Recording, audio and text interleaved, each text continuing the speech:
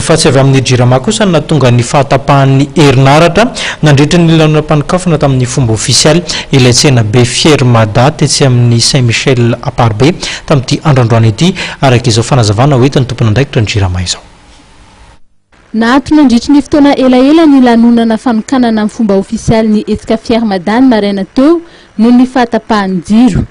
Raha ny fanazavana avy eo anivon'ny jirama dia tsy délestage no nitranga ary nandeha tsara avokoa ny tambazotra na ny réseau-an'ny jirama izay mamatsy herinaratra iny toerana iny.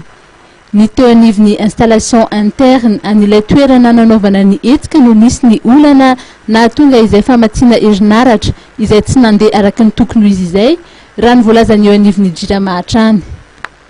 Raha ny jirama no resahana dia anisan'ny olana izay sedrainy ny alatra tarbisy ny alatra herinaratra izay miteraka fahatsiantoka ho azy.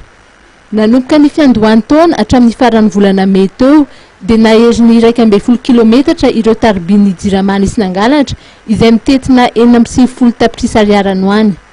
Efa misy moa ny sosokevitra samihafa narosiny jirama mba hijerena akaiky ny lalàna manasazy ny mpangalatra herinaratra sy tarbi ireny.